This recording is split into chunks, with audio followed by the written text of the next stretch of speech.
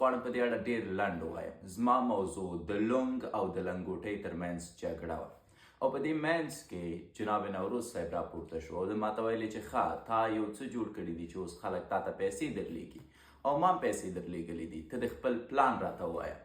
ما درته ویلې چې ورور زما خو لومړی پلان دا دی چې د اتل او بوتل ترمنځ توپیر وکم، ځکه اکثریت مسافر د خیریه بنسټونو لپاره پیسې لیږي، مګم خیریه بنسټونه د دې په ځای چې خلکو ته حق ووایي او ورته ووایي چې دا پیسې د مسافرو دي، د دې په ځای چې د مسافرو نومونه واخلي، د دې په ځای چې د مسافرو نه مننه وکړي، هغه پیسې راخلي په خپل نومي کوي او خلک په ګدایۍ مخته کوي او په عین حالت کې د دې پیسو نه ډېرې زیاتې غلا کوي.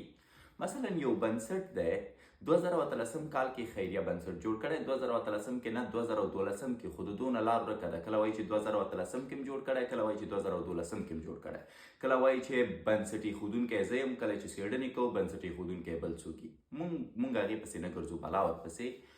اما جالبه دا ده چې صحیح ده تاسو 2013 کې دا بنسټ جوړ کړ، 2012 کې د انسان چې دی کورسونه جوړ کړي، 2020 کې د انسان چې دی مکتبونه جوړ کړي، 2022 کې د انسان چې دی یو غټ اپلیکیشن مثلا جوړ کړی. ورور مې ولې هر خیریه بنسټ والا وروسته د دې چې خیریه بنسټ راپیلوي میلیونر کیږي؟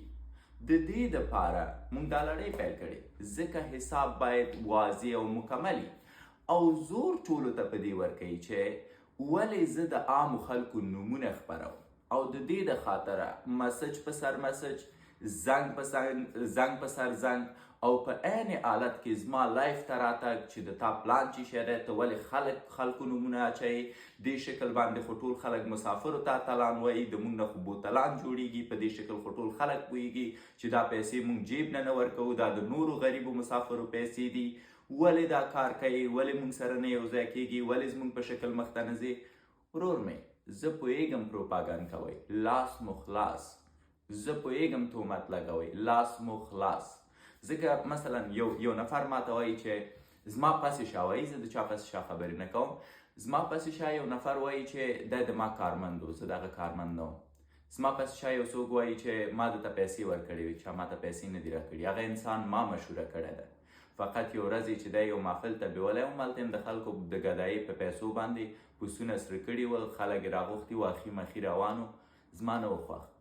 بنان زه یو خبره کوم، زما پلان روښانه دی، زه په پیل کې غواړم اتلان وښایم او بوتلان معرفي کړم. اتلان هغه خلک دي چې د تاسو سره د خارج نه 10 روپۍ، 20 روپۍ، 15 روپۍ مرسته کوي، د دوی نومونه هیڅکله نه دي یاد شوي، د دوی ډیټا هیڅکله نه ده خپره شوې، ځکه یې زه خپروم، ځکه پر فیسبوک هره ورځ تاسو هغه نومونه ګورئ او زه خوشحاله یم چې دا کار کوم. دا هغه خلک دي چې تاسو ته پیسې لیږي.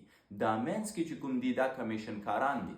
مثلا پرون ما د یو چا سره په همدې اړه خبرې کولې، دا سړی وایي چې ما ته په 6 کالو کې، دا د خولې اقرار دی، ما ته په 6 کالو کې 12 میلیونه ډالر راغلي او په دې 12 میلیونه ډالرو کې 6 لکه ډالر چې دی ما مصرف کړی د خپل کاروبار.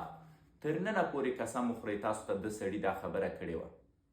دا سړی وایي چې اوس زه لیست لرم، جدول یې ډک دی د ډېرو نورو مشکلاتو نه. خیر جوړ به یې کي، مشکل نشته، اما تر ننه پورې تاسو ډیټا لیدلې وه. د دې کار د عمله به د ډېره خیریه بنسټونو حسابونه معلوم شي. یو شی تاسو ته وایم ملګرو، هغه خیریه بنسټونه چې د تاسو په خیرات چلیږي مجبوره دي چې تاسو ته جواب درکړي. داسې نه چې ته ورته وایي چې جواب راکړه، دا درته وایي چې دفتر ته مې راشه. داسې نه چې ته ورته وایي چې جواب راکړه، دا درته وایي چې زه خو هر چاته جواب نشم ورکوی. داسې نه چې ته ورته وایي چې جواب راکړه، دا درته وایي چې زه قسم خورم دا کفایت نه کوي. ډیټا چیرته ده؟ که غل نه یې ډیټا چیرته ده؟ ما د کله نه چې دا خیریه بنسټ نه دی، زه یو ځل واضح ووایم، د سپین ماموریت دا یو میشن دی، دا یو ماموریت دی، دا یو ټارګیټ دی، یو هدف دی. لومړی پلان دا و چې دا بوتلان افشا کو چې د خلکو په خیراتونو یې ځان نه پیغمبران او خدایان جوړ کړي. دوم پلان دا دی چې خپل منظم هغه پیسې چې کوم موږ هدف ټاکلی هغه پوره کړو. دریم پلان دا دی چې موږ افغانستان ته راشو او په یو ملي پروژې باندې کار شروع کړو، د دې په ځای چې خلکو ته مفتې پیسې ورکړو چې خیرات خواره مفته شي. دا که یو چاته پلان ښکاري ورته د ښکاره شي، که یو چاته پلان نه ښکاري بلا مې ورپسې.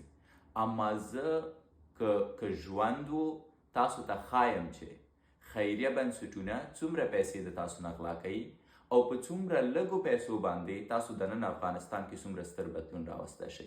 خو یو خوشخبري درکوم، تر څو پورې چې زما وخت راځي د اوس نه خیریه بنسټونه لګیا دي، بنیادي کار کوي. یو زیری در باندې کوم، د کونړ کورونه به جوړ شي. یو بل زیری در باندې کوم، د کونړ د کورونو نه بغیر به نور کورونه جوړ شي. یو بل زیری در باندې کوم، خیریه بنسټونه به خپل راپورونه خپاره کړي. یو بل زیری در باندې کوم، حسابي به ډیره شفافه شي. ولې؟ چون دوی پوهیږي که نن ځان بدل نه کړي، سبا ته شکیب بدلوي. او دا د یتیمانو دپاره مبارزه ده. لطفا لطفا لطفا ما ته نور مسجونه بند کړئ. لطفا لطفا لطفا ما ته نور زنګونه بند کړئ. لطفا زما په یو موضوع کې چې زه په ټیک ټاک کې په سیاسي موضوع غږیږم، تاسو مه راپورته کیږئ او هغه موضوع مه ګډوډوئ او په ما باندې تهمتونه مه کوئ. پسې شا مې غږیږئ وغږیږئ، اما که هیله لرئ چې زه د تاسو سره لاس یو ځای کړم او د ملت وینې وخورم، نه نه نه، تاسو نه یم پېژندلی، بیا پې فکر وکئ. مننه.